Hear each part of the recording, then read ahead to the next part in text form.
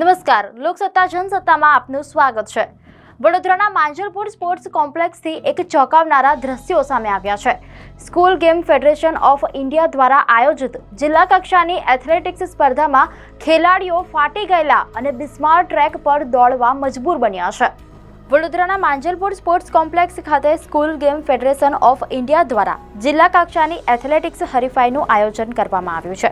આ સ્પર્ધામાં શહેરની આશરે 150 શાળાઓના 1200 જેટલા બાળ ખેલાડીઓ ભાગ લઈ રહ્યા છે।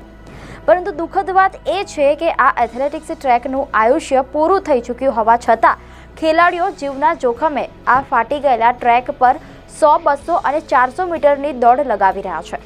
ટ્રેકની બિસ્માર હાલતને કારણે વડોદરાના દોડવીરોને નિયમિત પ્રેક્ટિસ કરવા માટે નડિયાદ કે રાજપીપળા સ્પોર્ટ્સ કોમ્પ્લેક્સ સુધી લંબાવવું પડે છે।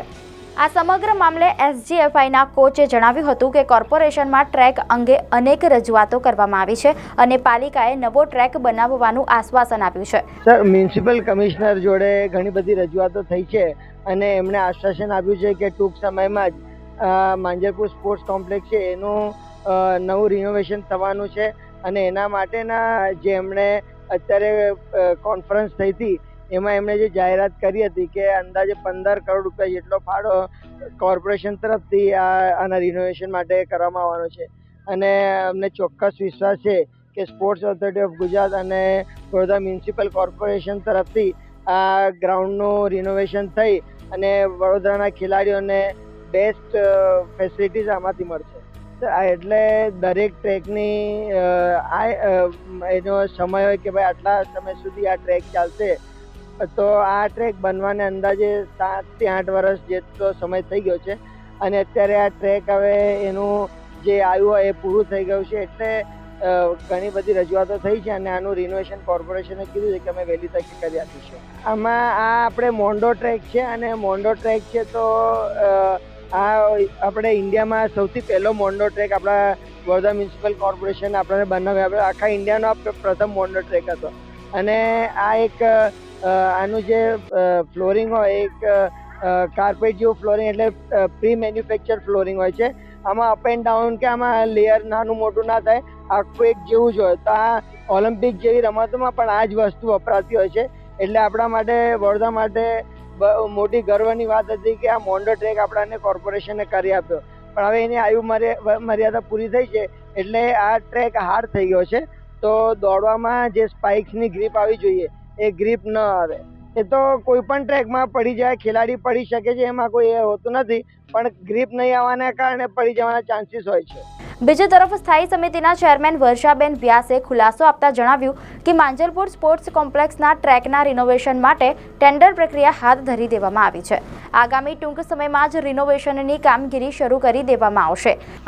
માંજલપુર સ્પોર્ટ્સ કોમ્પ્લેક્સમાં ઘણી બધી ઇવેન્ટ માટેના આપણા પેલું ખરું, પણ ટ્રેક માટે થઈને ખાસ એની અંદર ઘણી જગ્યાએ નાના ચીરા છે અથવા તો મોટી લાઈન થઈ ગયેલી છે, જેથી કરીને સારી રીતે પ્રેક્ટિસ કરવી હોય તો એ થોડું ડેમેજના કારણે બને છે। પણ આ વિષય વસ્તુને ધ્યાન આપતા ગઈ વખતેના બજેટની અંદર પણ આ કામને આપણે લીધેલું હતું।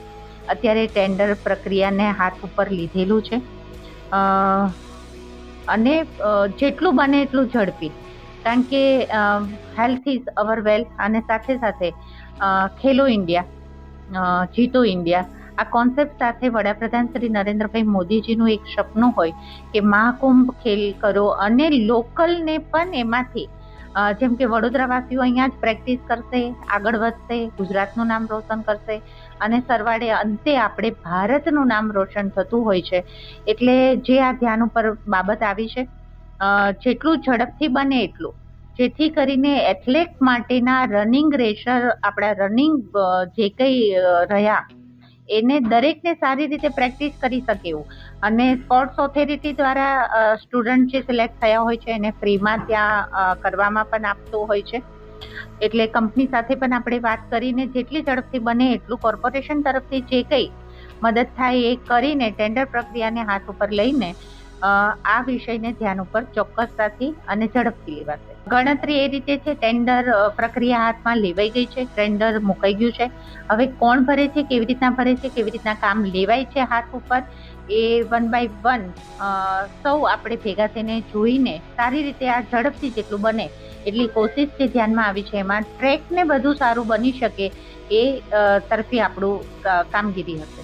જો કે નવા ટ્રેકનું નિર્માણ ન થાય ત્યાં સુધી બાળ ખેલાડીઓને આવા જોખમી ટ્રેક પર રમાડવા સામે રમતગમત પ્રેમીઓમાં ભારે રોષ જોવા મળી રહ્યો છે.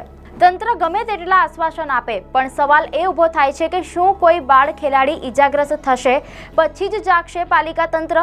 ત્યારે આ મામલે હવે કેટલી ઝડપી કામગીરી કરવામાં આવે છે તે જોવું રહ્યું છે. વડોદરા માંજલપુર સ્પોર્ટ્સ કોમ્પ્લેક્સ ખાતે SGFI દ્વારા આજે એથ્લેટિક્સ સ્પર્ધાનું આયોજન કરવામાં આવ્યું છે. આ સ્પર્ધા જિલ્લા કક્ષાના ખેલાડીઓ માટે રમાનાર છે. નોંધનીય બાબત એ છે કે માંજલપુર સ્પોર્ટ્સ કોમ્પ્લેક્સ ખાતે જે એથ્લેટિક્સો માટેનો જે ટ્રેક છે જે ઘણા વખતથી ફાટી જવાના કારણે ખેલાડીઓને ભારે મુશ્કેલીનો સામનો કરવો પડે છે. તંત્રને અનેક વખત આ ટ્રેક સુધારવા માટે રજૂઆત કરવામાં આવી છે, પરંતુ તંત્ર દ્વારા કોઈ ધ્યાન આપવામાં આવતું નથી. છેલ્લા ઘણા વર્ષોથી આ ટ્રેક ફાટી જવાના કારણે ખેલાડીઓને વડોદરા જિલ્લા છોડીને નડિયાદ તેમજ રાજપીપળા સુધી પ્રેક્ટિસ કરવા જવાની ફરજ પડે છે. જો કે કોર્પોરેશન દ્વારા એવો દાવો કરવામાં આવ્યો છે આવનારા સમયમાં આ ટ્રેકનું સમારકામ શરૂ કરી દેવામાં આવશે અને તે અંગેની ટેન્ડર પ્રક્રિયા પણ હાથ ધરવામાં આવી છે. કેમેરામેન કેતન રાણા સાથે જીતુ પંડ્યા, લોકસત્તા જનસત્તા, વડોદરા. તંત્ર ગમે તેટલા આશ્વાસન આપે પણ સવાલ એ ઊભો થાય છે કે શું કોઈ બાળ ખેલાડી ઈજાગ્રસ્ત થશે પછી જ જાગશે પાલિકા તંત્ર? ત્યારે આ મામલે હવે કેટલી ઝડપી કામગીરી કરવામાં આવે છે તે જોવું રહ્યું છે.